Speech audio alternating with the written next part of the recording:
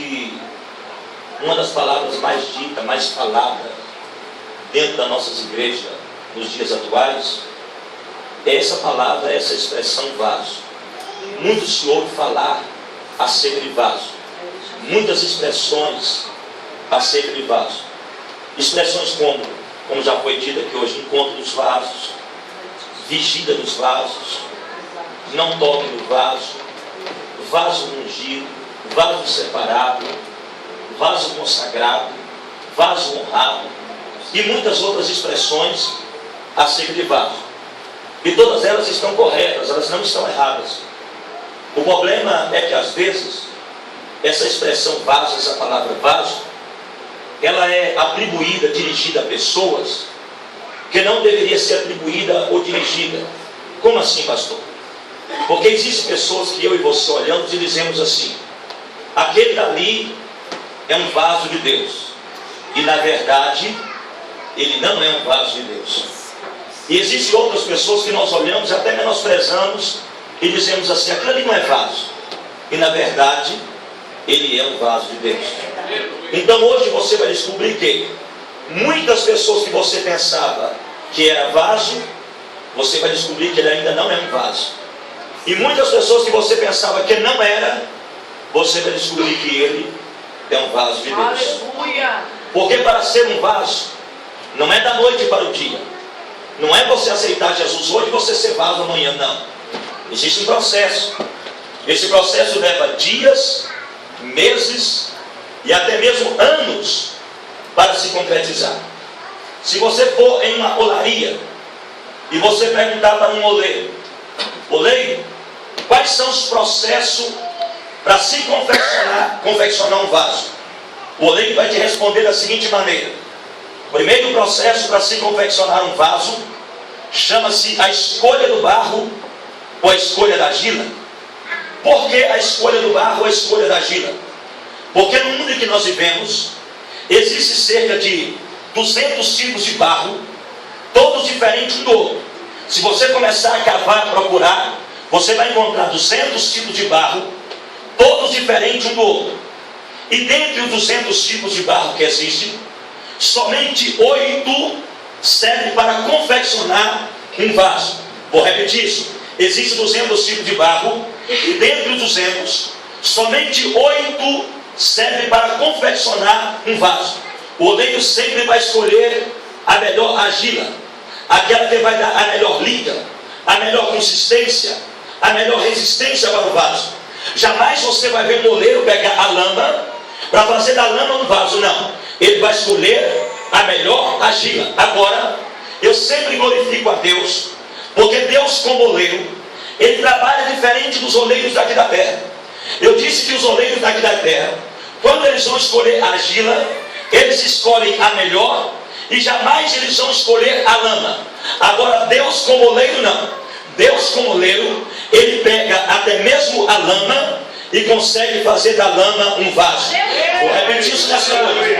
Deus, como oleiro, ele pega até mesmo a lama, aquilo que alguém olha e diz: não serve, não presta, não vai funcionar, eu não acredito, eu não deposito confiança.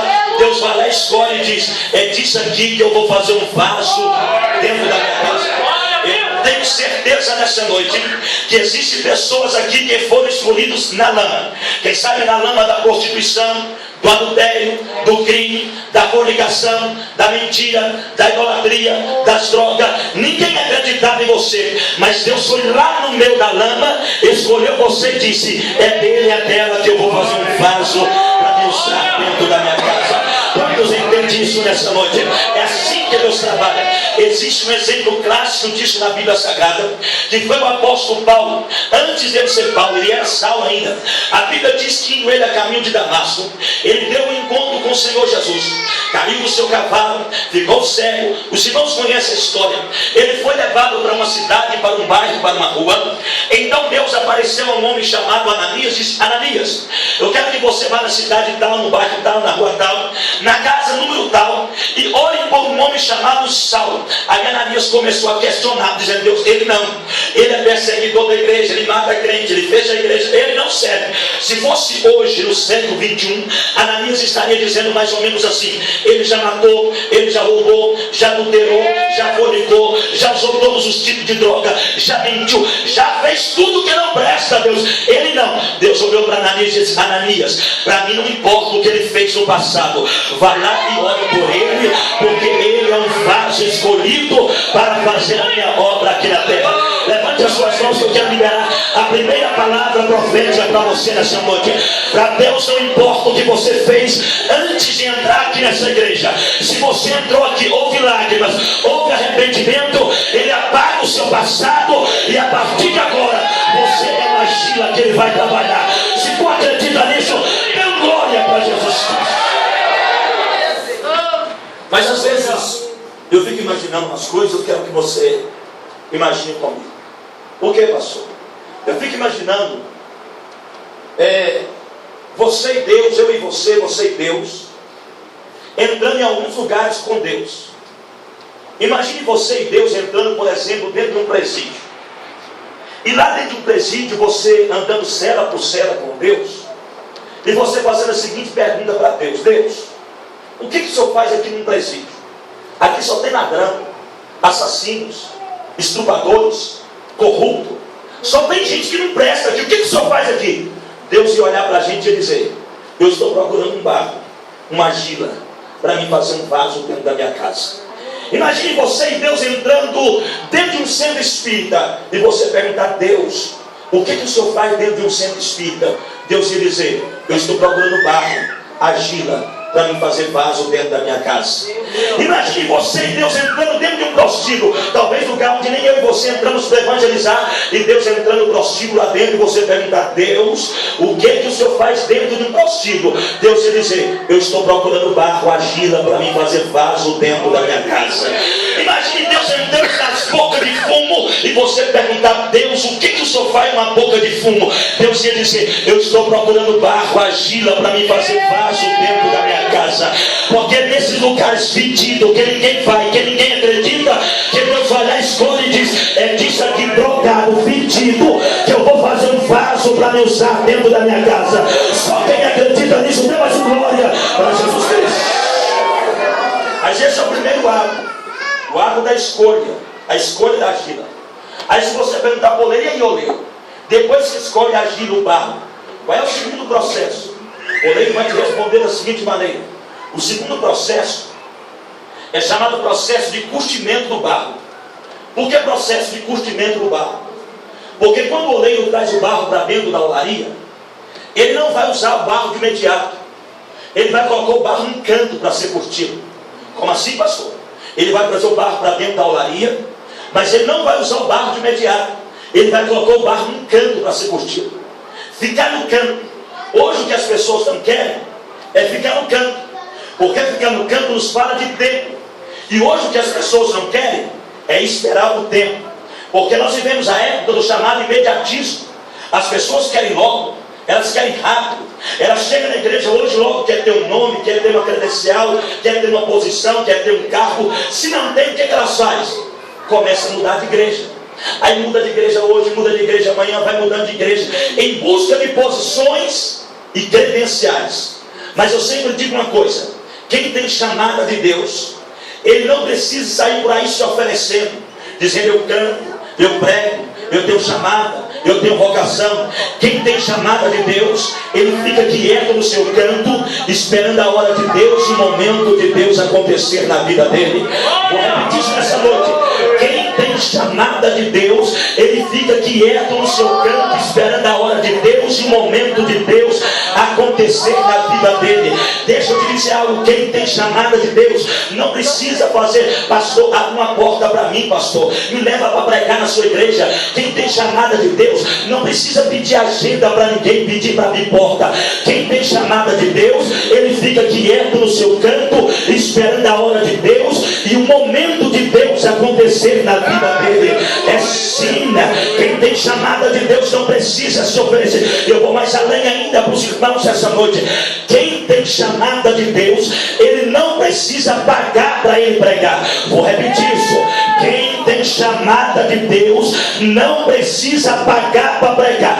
Tem amigo meu que me ligou esta semana, que me disse assim: pastor, eu estou tirando da boca das minhas crianças, eu estou vendendo carro para mim conseguir pregar lá no congresso. Eu disse para ele: quem tem chamada de Deus não precisa pagar para pregar. Ele fica quieto no seu canto, esperando a hora de Deus e o momento de Deus acontecer na vida dele. Se tu acredita nisso, levanta as mãos ao céu e dê mais um glória para Jesus Cristo. Não precisa. Mas pastor, como é que é esse negócio de ficar no campo? Vou te explicar. Eu, quando aceitei Jesus lá na roça, em Minas Gerais, eu tive tanta vontade e sede de falar alguma coisa na igreja, que eu preparava um versículo em casa. Eu ia para a igreja pensando: hoje o pastor vai me dar oportunidade, vou falar alguma coisa. Aí eu ia com Deus, preparava um versículo e ia com Deus dentro da Bíblia, só o pastor perceber que eu tinha preparado alguma coisa. Aí eu chegava na igreja, cantava o hino da harpa, lia-se a palavra, dava oportunidade para lá, para cá, e nada do pastor nem olhar para mim. Começava a pregação e disse: não, antes de terminar o culto ele vai me dar uma oportunidade. Terminava o culto, ele não me dava oportunidade. Aí às vezes nessa hora a gente vai para casa de culto, é o pastor que não gosta de mim, deve ser o dirigente do culto que não foi com a minha cara. Não é nada disso. É um tempo que a gente vai ficar no canto. Você não vai pregar, você não vai ter oportunidade, você não vai cantar, você não vai testemunhar, você não vai pregar nesse microfone, você vai ficar no canto. Mas aguente, porque faz parte do processo de Deus na tua vida. Deus está preparando você para ser um vaso que Ele vai usar dentro da casa dele. Se tu acredita nisso, dê mais glória para Jesus Cristo.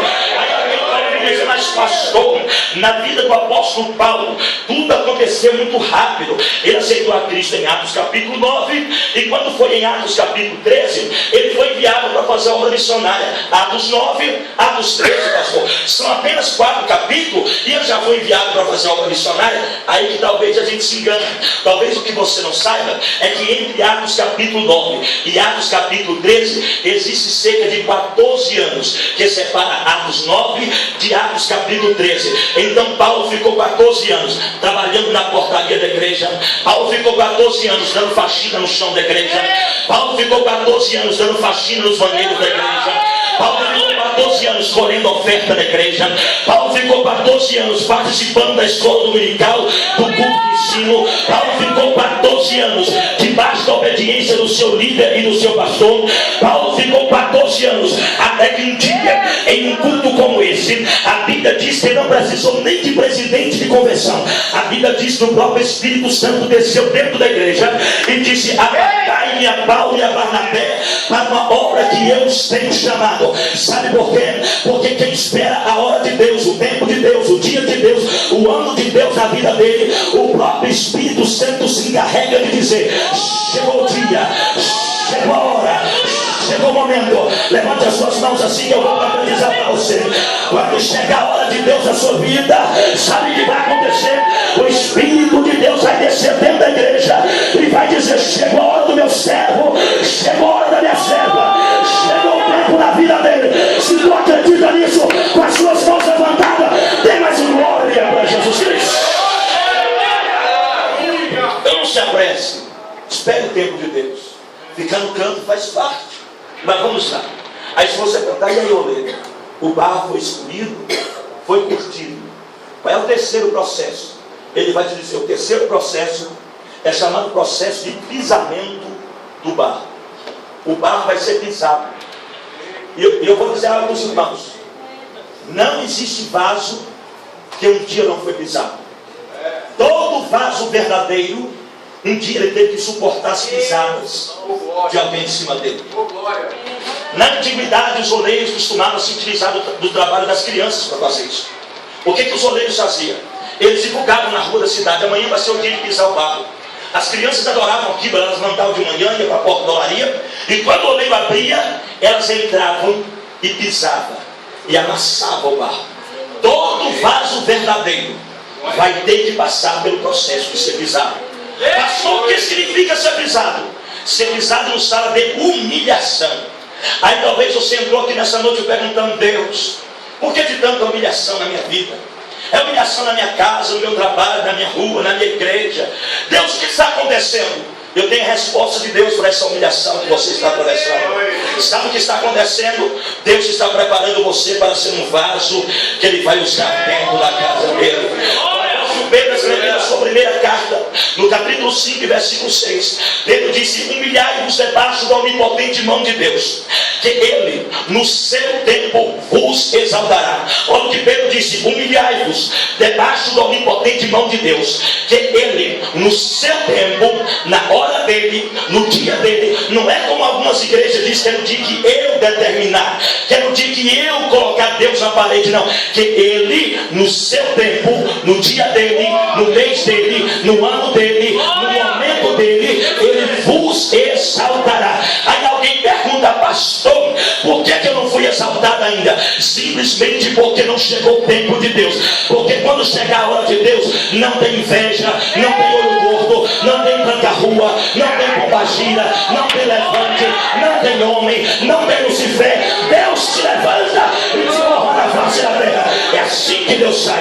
Aí quando as crianças estavam pisando no barro, amassando barro, chegava um momento que o oleiro dizia assim: agora chega, agora basta. Assim vai acontecer na sua vida. Vou repetir isso. As crianças estavam lá pisando, amassando barro. O oleiro chegava e dizia: agora chega, agora basta, não precisa mais pisar. Assim vai acontecer na tua vida. O oleiro chamado Jesus Cristo vai olhar para aqueles que estão pisando em você, para aqueles que estão humilhando você, para aqueles que estão colocando você para baixo, e vai dizer: agora chega, agora basta. Ninguém pisa mais no meu servo, ninguém pisa mais na minha serva. Eu vou mais além ainda. Sabe o que o oleiro vai dizer? Vai olhar para aqueles que estão pisando em você e vai dizer: tira o pé de cima do meu servo, tira o pé de cima da minha serva. A partir de hoje, ninguém pisa mais nele, ninguém pisa mais nela. Só quem acredita nisso e pode adorar Jesus Cristo, dê mais glória para Jesus Cristo. Ninguém mais humilha o meu servo. Mas aí eu não posso ser aquele tipo de pregador irresponsável que chega aqui e diz assim: ó, a humilhação vai terminar para todo mundo. Porque isso não é verdade. A humilhação não vai terminar para todos. Algumas pessoas aqui estão saindo da humilhação, outras estão no meio da humilhação, e outras ainda vão entrar no estágio da humilhação. Umas estão dando adeus para a humilhação, outras estão no meio da humilhação, e outras ainda vão entrar no estágio da humilhação.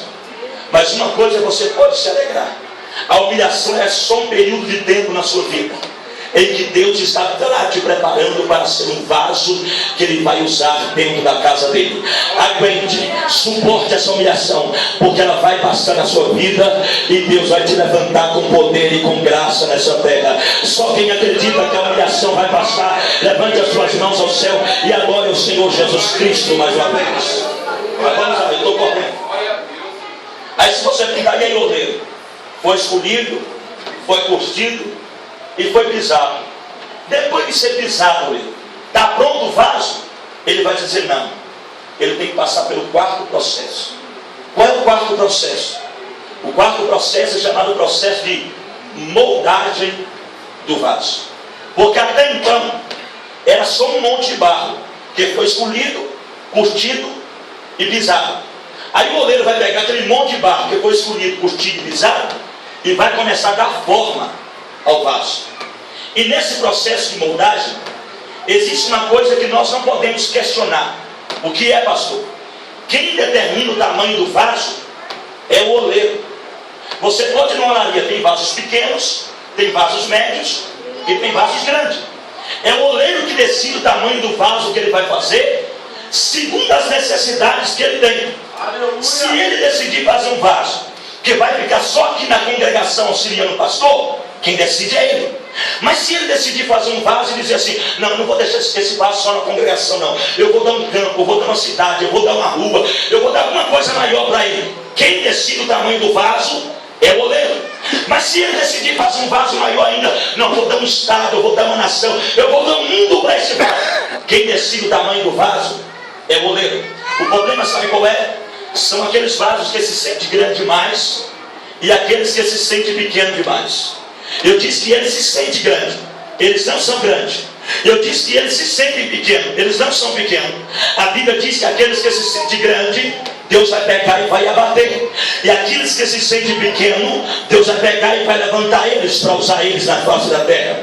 E nessa noite eu quero profetizar para você que Deus ele vai abater um monte de grande e vai levantar os pequenos que estão aqui nessa noite para usar eles na face da terra. Deus abate grande para levantar os pequenos. É Ele que decide o tamanho do vaso. Mas deixa eu te dar um exemplo desse negócio de tamanho de vaso. Elias ele apareceu no cenário de Israel, no capítulo 17 do primeiro livro dos Reis. Ele disse o seguinte: segundo a minha palavra, não chove mais em Israel durante 3 anos e meio. Observe que não foi Deus que mandou ele falar. Ele disse, segundo a minha palavra, a palavra de Elias, não chove mais em Israel durante 3 anos e meio. Deus olhou do céu e disse: se o meu profeta falou na terra, eu assino embaixo. Se o meu profeta falou, eu concordo. Tem pessoas que pensam, imaginam, chegam até a afirmar que nós devemos crer somente em Deus. Mas isso não é verdade não. O próprio Deus diz que nós devemos crer em 2 pessoas. Que é isso, pastor? Ele diz, o próprio Deus, ele disse assim: credes em mim e estareis seguros, e credes nos meus profetas e prosperareis. Ele diz: crê em mim para estar seguro, para ser salvo, para morar no céu, e credes nos meus profetas e prosperareis. Sabe como é isso? Quando um homem de Deus, quando uma mulher de Deus, quando um profeta de Deus, estou falando de homem de Deus, de mulher de Deus, profetiza para você assim: você vai receber o seu carro. Sabe o que Deus faz lá do céu? Se o meu profeta falou na terra que vai receber carro, vai receber carro. Eu concordo. Deus olha e diz: eu concordo. Se um homem de Deus olhou para você e diz: não, vai receber cura. Deus olha e diz: eu concordo. Se o meu profeta falou, vai ser curado. Abrir uma porta, o meu profeta falou que vai abrir porta. Abre a porta que o meu profeta falou. Não, o meu profeta falou que vai ser exaltado. O meu profeta que falou que vai ser exaltado, eu concordo, vai ser exaltado. Quantos acreditam que há poder na palavra, na boca de um homem de Deus? O meu profeta falou, não chove. Aí a Bíblia diz que Elias foi para o ribeiro de Queriate. Diga comigo, ribeiro de Queriate. Diga mais uma vez, ribeiro de Queriate. Essa expressão ribeiro de Queriate, ela é um ajuntamento, uma conjunção de 2 palavras, que no original hebraico, que foi escrito no Antigo Testamento, essa expressão, esse ajuntamento de palavras, ribeiro de Queriate, significa colocar no tamanho certo.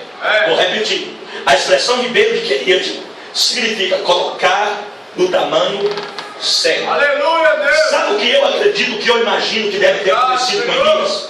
Quando Elias profetizou que não ia chover e não choveu, o ego de Elias deve ter ido lá em cima. Eu profetizei e aconteceu.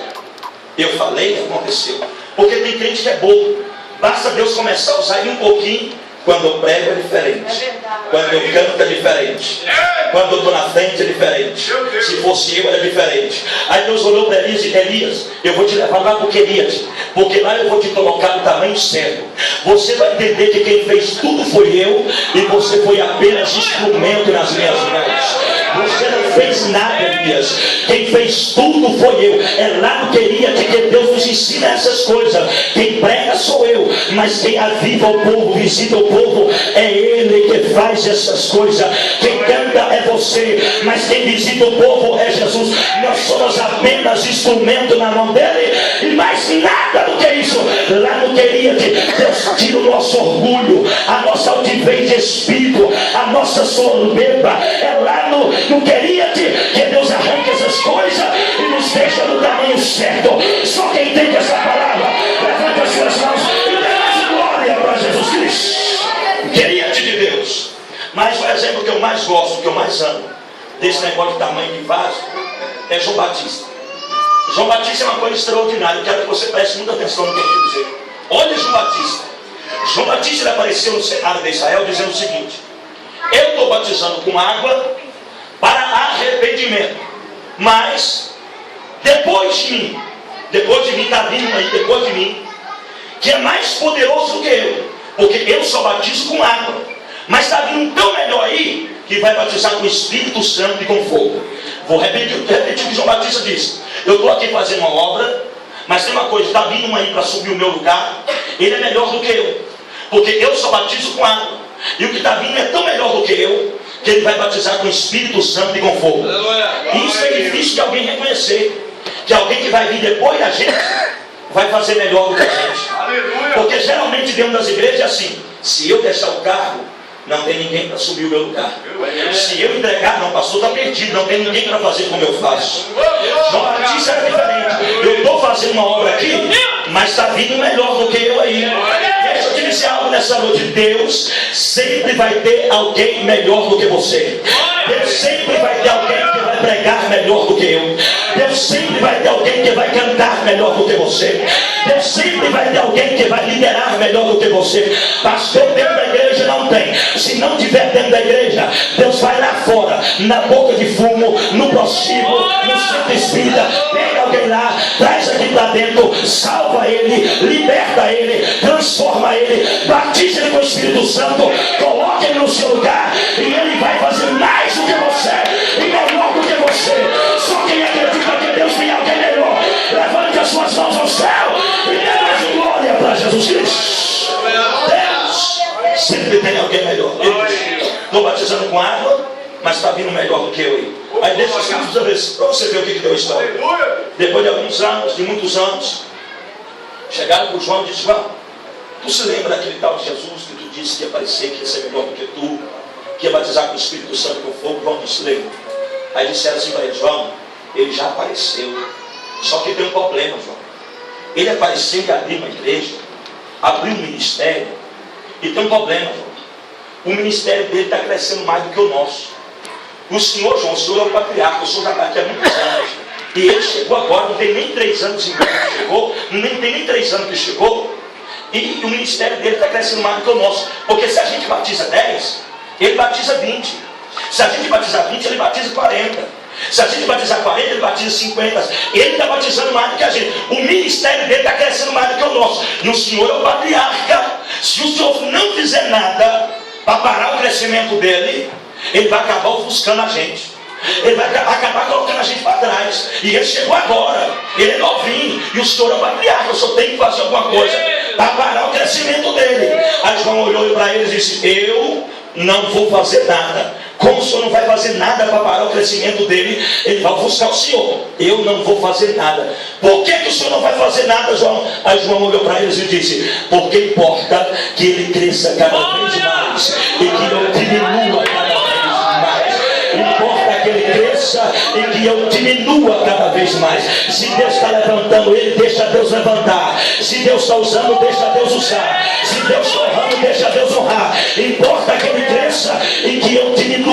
Eu tenho orado a Deus, para Deus dar o mesmo sentimento de João Batista a todos os crentes na face da terra. Porque se nós tivermos o sentimento de João Batista, importa que ele cresça e que eu diminua. Sabe o que vai acontecer? A gente vai acabar com as competições que tem dentro das igrejas. Vou repetir: se nós tivermos o sentimento de João Batista, importa que ele cresça e que eu diminua, a gente acaba com as competições dentro das igrejas. Porque hoje nas igrejas tem competição para tudo, para cantar, para pregar, para liderar. Quer competir aqui dentro, mas ninguém quer competir para o evangelismo. Ninguém quer competir para evangelizar. Aqui dentro quer competir. Se nós tivermos o sentimento de João Batista, sabe o que vai acontecer? A gente vai acabar com as gangues que tem dentro das igrejas. Que isso, pastor? Gangue dentro da igreja?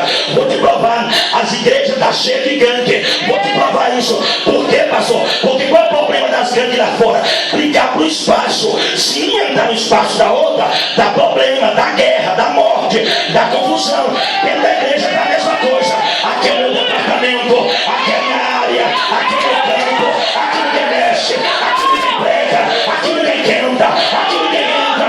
No reino de Deus tem espaço para todo mundo. Não precisa ter competição.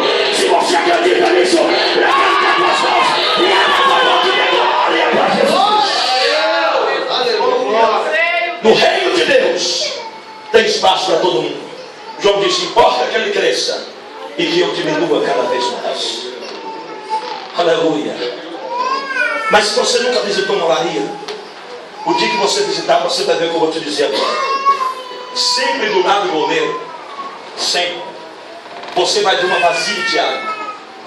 Quando o oleiro está moldando o vaso, você vai ver uma vasilha de água, onde o oleiro vai molhar as mãos para dar forma ao vaso. Aí eu entendo que todo vaso, no processo de moldagem, ele tem contato com a água. E a água, dentre muitas coisas que a Bíblia nos fala, a água nos fala da palavra. Então eu entendo que todo vaso, ele tem que ter um contato especial com a palavra. Se você conhece alguém que diz ser vaso, mas não gosta de palavra, esquece. Ele não é um vaso verdadeiro. Se você conhece alguém que diz ser vaso, mas não frequenta a escola dominical, esquece. Ele não é um vaso verdadeiro. Se você conhece alguém que diz ser vaso, mas você não vê ele no culto de ensino, esquece. Ele não é um vaso verdadeiro. Ele diz ser vaso, mas na hora da palavra ele pega e vai embora. Esquece. Ele não é um vaso verdadeiro. O verdadeiro vaso, ele ama a água, que é a palavra de Deus. A palavra de Deus. É um estilo de crente que só gosta de movimento, de pular, de rodar, de cair no chão. Eu também gosto, não tenho nada contra isso. Mas eu acredito que tudo tem que ser pela palavra. Pular pela palavra, gritar pela palavra, rodar pela palavra, cair pela palavra, ser cheio pela palavra, tudo pela palavra de Deus.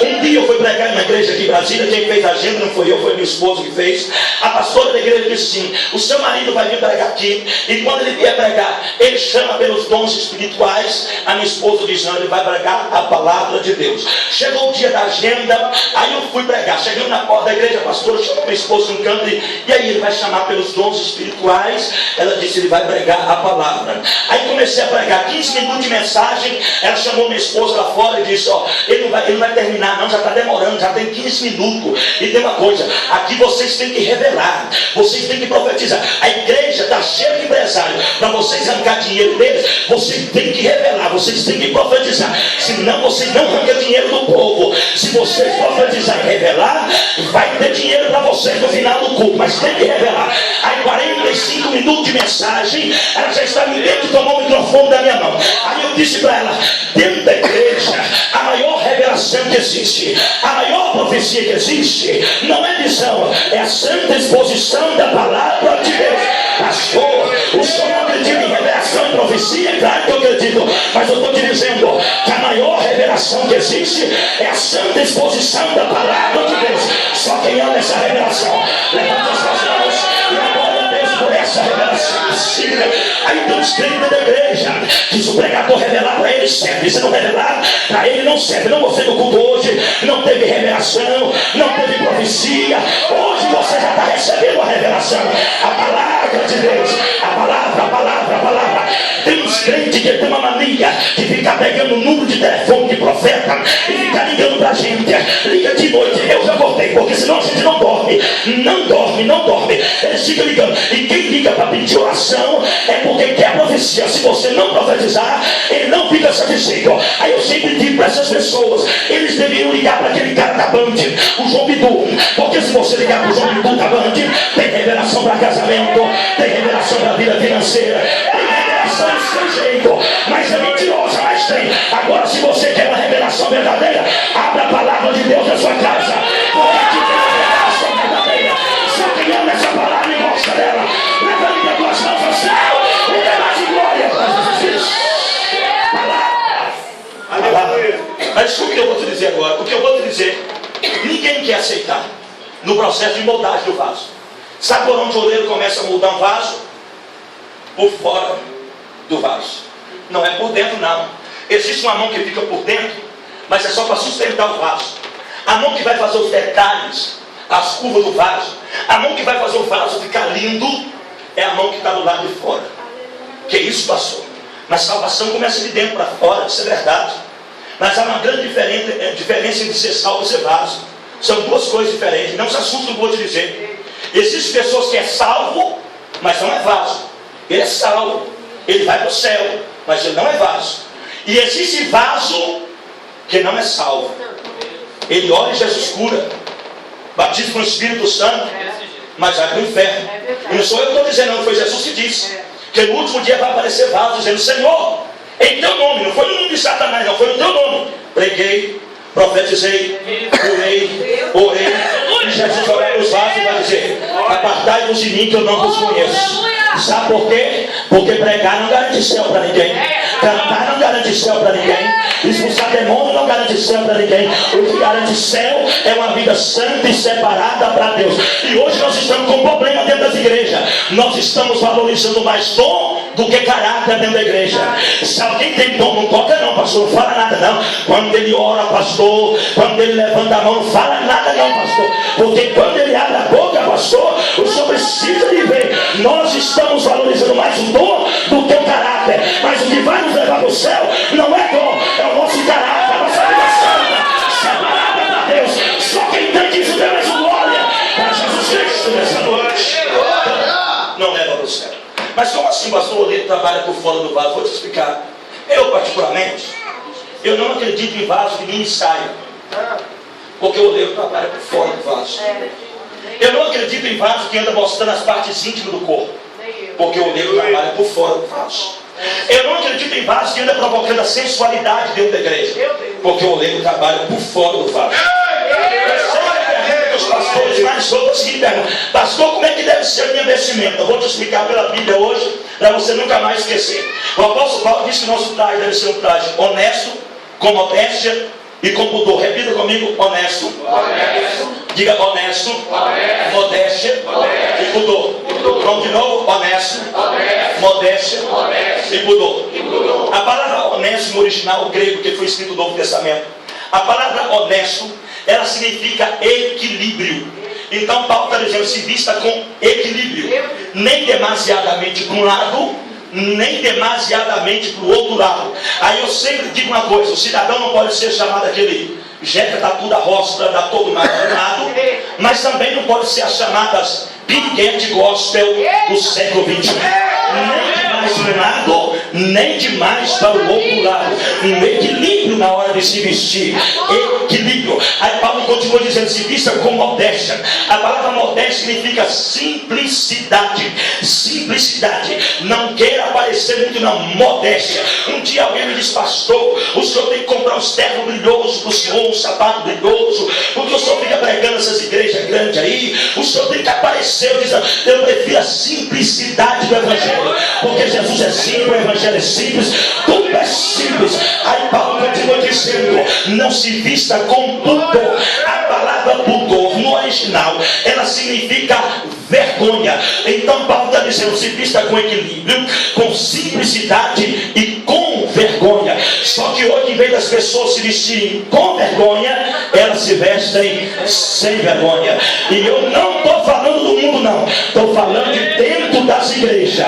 Hoje não se tem vergonha mais de mostrar as partes íntimas do corpo dentro da casa de Deus. Se respeitam tudo. Mercado, porque tem mercado que tem uma plaquinha: proibido entrar assim, assim. Se respeita repartições públicas, se respeita fórum, porque eu já vi o guardinha do fórum mandar muita gente voltar para casa e dizer: aqui você não entra desse jeito. Se respeitam tudo, mas não se respeitam mais a casa de Deus. E tem uma coisa: tem pessoas que se vestem em casa para provocar. Como assim, pastor, para provocar? É mais ou menos assim: ele ou ela, quando vai no guarda-roupa escolher a roupa, eu tenho que usar essa daqui, porque hoje ela vai estar lá na igreja. Eu tenho que sensual, eu tenho que sensual, eu tenho que conquistar ele, eu tenho que conquistar ela, eu tenho que provocar ele, eu tenho que provocar. Aí eu sempre digo uma coisa: aqui na igreja ninguém vem para ver carne. Aqui na igreja a gente vem para ver a manifestação da glória de Deus dentro da casa. Aqui na igreja ninguém vai ver carne. A gente quer ver a manifestação da glória. O meu corpo você pode guardar para o teu marido. Pastor, não sou casada, para quando casar. Mas aqui na igreja a gente só quer ver a glória de Deus dentro da casa. Só que acredita nisso. Levante as duas mãos ao céu, levante. Levante as duas mãos. Pastor, eu estava esperando uma mensagem sobre chave de carro, sobre chave de apartamento, sobre talão de cheque. Eu estava esperando o senhor dizer que eu ia pisar em cima dos meus inimigos, que eu ia brincar. Não é isso não, mas é palavra de vida eterna. É isso aqui que vai te levar para o céu. É isso aqui que vai mudar o teu caráter. É isso aqui que vai mudar a tua vida. Se tu pode dar glória a Deus, com as suas mãos levantadas agora. Quem tem glória, dá glória. Quem tem aleluia, dá aleluia. Quem tem Deus espera a boca para agora. É nome que eu estou falando.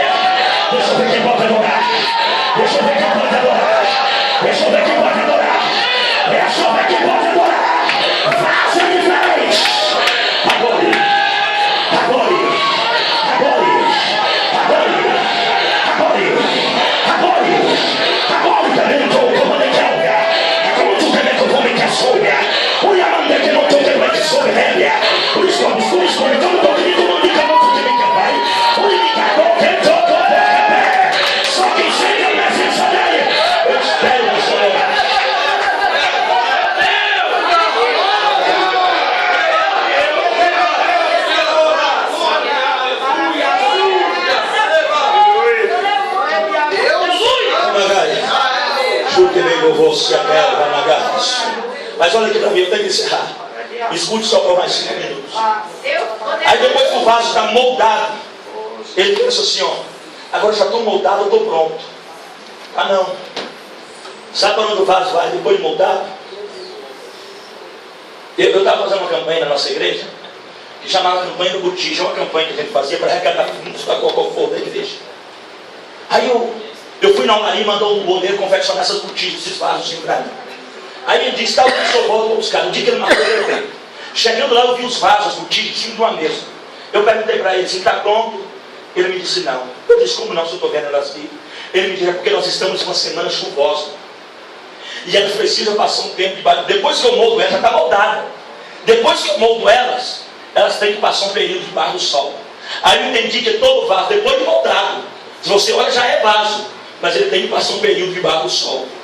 A Bíblia diz em Malaquias capítulo 4, para vós que temeis o nome do Senhor, nascerá o sol da justiça. A Bíblia diz que a igreja é morena. Para a igreja ser morena, ela tem que ser queimada pelo sol da justiça. Quantos querem ser queimados pelo sol da justiça? Aí eu perguntei para ele assim, e depois do sol está pronto? Ele me disse, não. Está vendo aquela fornalha de fogo? Ele me disse, eu disse sim. Ele me disse, depois do sol, pega os vasos e coloca dentro daquela fornalha de fogo. Fogo na Bíblia Sagrada nos fala pelo menos 3 coisas: juízo de Deus, poder do Espírito Santo e de provação. Juízo de Deus, poder do Espírito Santo e de provação. Aí eu perguntei para ele assim, como que o senhor sabe que um vaso está pronto para sair do fogo? Ele me disse, vem cá que eu vou te mostrar. Ele pegou uma espátula e uma barrinha de ferro e disse, vem cá que eu vou te mostrar. Com essa espátula eu vou tirar um vaso que eu tenho ali dentro para fora.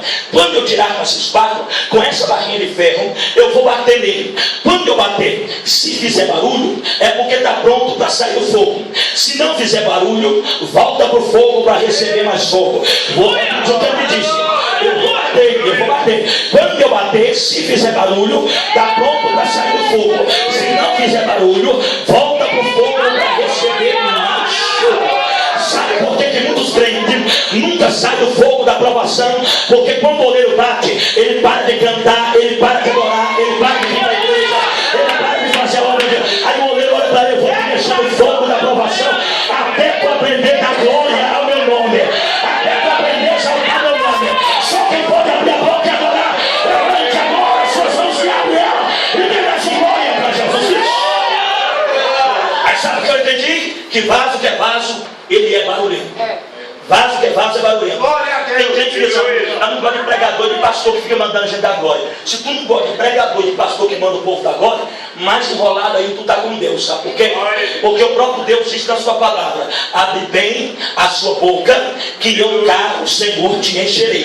Olha o que Deus disse, não foi pregador não, nem pastor não, foi Deus que disse, abre bem a sua boca, que eu cá o Senhor te encherei. E Deus foi claro, porque tem crente que tem preguiça de abrir a boca e só abre mais ou menos. Aí Deus não abre mais ou menos não, abre bem a sua boca, que eu cá o Senhor te encherei. Quem pode abrir bem a boca, bem, abre bem, abre bem a sua boca. Eu acredito que aqui deve ter, quase toda a igreja tem os hipócritas. Quem é os hipócritas, pastor? São aqueles crentes que vêm para a igreja de pastor, eu não dou glória a Deus, não dou aleluia, não, eu não falo línguas estranhas, eu não fico pulando, fazendo essas loucuras que esses crentes fazem, não. Eu fico sentadinho aqui no meu cantinho, caladinho, pastor, mas por dentro de mim, pastor, o meu coração, o senhor não sabe como é que está, hipócrita. É claro que eu sei como é que está seu coração, eu vou te provar pela Bíblia que eu sei. Jesus disse o seguinte, a boca fala do que o coração está cheio. Eu não posso nunca fazer isso não, mas segura a mão do cara que está no seu lado. Segura a mão dele, segura, olha para ele, diga assim para ele, o que tem no seu coração? Diga para ele, diga para ele, o que tem, diga para ele, o que tem, diga para ele, o que tem, mostra o que tem no teu coração, mostra. Deixa eu ver, tem glória no seu coração, tem aleluia, tem resistência, tem adoração. O que tem no teu coração? Só quem tem glória, dá glória. Levante as suas mãos e por 30 segundos, abra a sua boca e adore, deixa eu ver.